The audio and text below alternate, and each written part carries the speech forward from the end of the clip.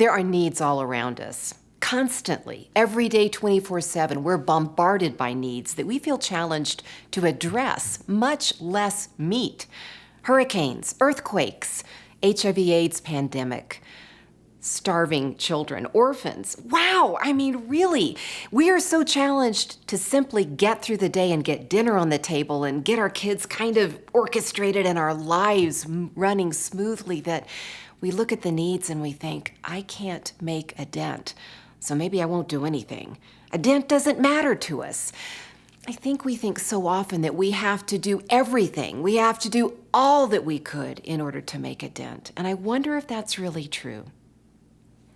In the book of Mark, Mary of Bethany gives us an example of a woman who decided to make a dent, to bring her action forward into a moment, knowing that it might not fix the situation, but giving it nevertheless. Let's take a look at this story from Mark chapter 14, verses 1 through 9. Now the Passover and the Feast of Unleavened Bread were only 2 days away, and the chief priests and the teachers of the law were looking for some sly way to arrest Jesus and kill him. But not during the feast, they said, or the people may riot. While he was in Bethany, reclining at the table in the home of a man known as Simon the leper, a woman came with an alabaster jar of very expensive perfume made of pure nard. She broke the jar and poured the perfume on his head. Some of those present were saying indignantly to one another, "Why this waste of perfume? It could have been sold for more than a year's wages and the money given to the poor." And they rebuked her harshly. "Leave her alone," said Jesus. "Why are you bothering her? She's done a beautiful thing. The poor you will always have with you, and you can help them anytime you want, but you will not always have me. She did what she could. She poured perfume on my body beforehand to prepare for my burial. I tell you the truth, wherever the gospel is preached throughout the world, what she's done will also be told in memory of her." Oh, wow. This story I've heard a million times, and so have you. I've heard it preached. I've done Bible studies on it. I always focused on the really expensive perfume and the whiny disciples, and this whole scene played before me. But when we really focus in on 5 words in verse 8, to me, the entire context, and therefore the application of this passage, changes. She did what she could. 5 words. Jesus said she did a beautiful thing. She did what she could. And he actually paired her action with the gospel for all time to come. I think about that. Well, I don't hear she did what she could in the story of Mary of Bethany every time I go, say to Christmas Eve service and the gospel's proclaimed, or on Easter Sunday. What did Jesus mean by that? And I think as we look into the passage and see these 5 words unpacked, we understand that Mary lived, loved. She got that Jesus loved her. And she got that maybe the way to love him back was to serve, was to put his love in her in action in her world, to do the one thing in the moment, to do something right then and there. She did what she could. Mary of Bethany, she was just a woman, a girl. Hey, and by the way, God chose a girl here to pair with the gospel for all time to come. I love that. I love that. Mary was the sister of hardworking Martha and up from the grave Lazarus. And probably this whole situation, the banquet that she was participating in, happened in her father's house, Simon, the healed leper. Mary did what she could. Mary did what she could. She got up and acted. She didn't just think about acting. She didn't say to herself, well, I'm going to do something sometime. No. In this moment, in this juncture between the past and the present, the Old Testament and the New Testament, before Jesus' death on the cross and after it, she acted in that moment, in a moment that she knew she'd never get back again. She did. And then she did what she could. Mary picked up her what, which was nard. Nard was a really expensive oil. It came from spikenard, probably an herb or a plant from India. It was incredibly valuable. In fact, the amount that she poured out and anointed Jesus' head with was probably equal to 300 denarii, a year's wages. Something like the Chanel No. 5 of its day. An amazing gesture of self-sacrifice. But I don't really think it's the self-sacrifice that Jesus elevates here in this passage. I think Jesus mainly elevated the fact that Mary acted with her what in this moment. She anointed his body before his death, in a moment when it mattered to him, in a moment that would never be repeated in all of human history. She did what she could. Looking deeper at the she here, this story is told in two other Gospels. It's told in Matthew and it's told in John. There is a shadow story in Luke 7 that's told, and we often get it confused, but it's actually not the same story. It's a different woman, a different Simon, the same Jesus, but a different message. She did what she could. Mary of Bethany understood who Jesus was. She somehow got that he was the Messiah, that he was going to the death on the cross for her and for the sins of all humankind. And in this moment, she did what she alone could do. She got up and she gave her what? To comfort him in this moment, in this room, with all the religious leaders and the disciples around her. She did what she could. Mary took what she possessed and invested it. Wow. And in that moment, she acted in public. She could have done this in private, but she acted in public.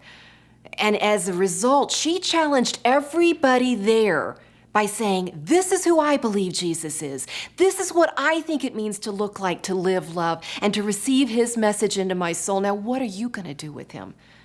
She did what she could, and as a result, she was ridiculed. Everybody made fun of her, and they rebuked her harshly. And just when they thought Jesus would rise up and rebuke her as well, he turned on them, and he said, leave her alone. She's done a beautiful thing. She did what she could. She lived, loved. She made her gesture. She acted out, because honestly, the gospel is our faith with feet on it. It's living loved in our world. What if I did what I could? There are so many times I don't. I think about living next door to some neighbors when I was first married, and I spent so much of my time just evaluating how they kept their lawn up or didn't, how they disciplined their children or didn't, how they would let their little kids run around with fudgesicle smiles all through the day, and I'm like, oh, tacky, how can you do that? And one day when Janet came over to connect with me in my front yard, she said, I wondered if you and Eva would like to go to church with us. I'm like, seriously, you don't go to church? I didn't think they did. And I found out that Janet and her husband, Rusty, had had a terrible time in their marriage and had to get out the yellow pages to find a church to go to because they didn't have anyone to turn to. I lived next door. I never reached out to her. I didn't do what I could. What if I did? What if you did? What if, like Mary of Bethany, we understood that in these minutes, we don't have to do all we could? What if we just did what we could? What if that's what it means to live loved?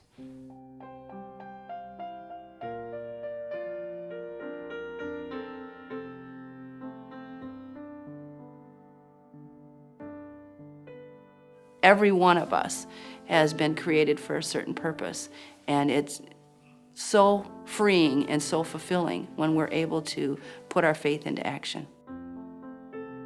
When I was a teenager, I had a vision. I had a vision of having a home for unwed mothers. I had this dream, and I had a vision that there was a home that I would be involved with someday. It was a home for these girls. And all I could see is that I had to walk up a hill to this home. And as I entered in it, there was this great entrance, and there was a stairway going upstairs. And I had that dream, and it was so impactful that I shared it with my husband at the time, who was my boyfriend. And he listened, but the dream just got buried. We got married, we had 4 children in 5 years, we began raising them, and life seemed to go on until our 16-year-old daughter came home pregnant. And as I broke the news to my husband, one of the first things he said to me is, do you remember that dream you had when we were dating? And of course, that was a little overwhelming for me at the moment, and I didn't want to start with my own daughter.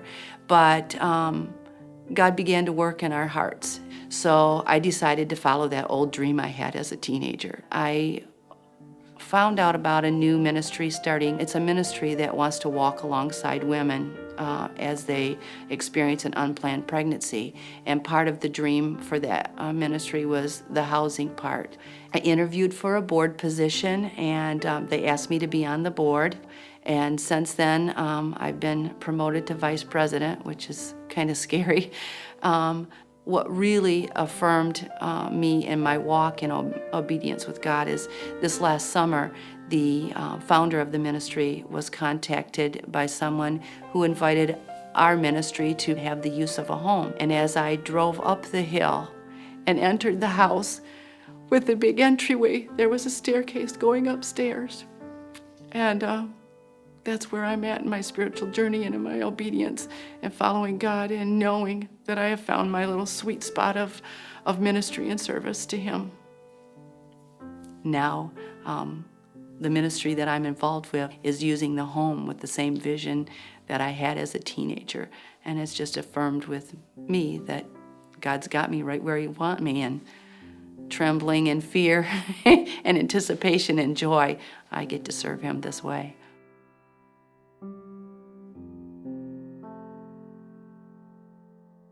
Mary of Bethany lived, loved. She really understood who Jesus was, and as a result of Him loving her, she wanted to love Him back.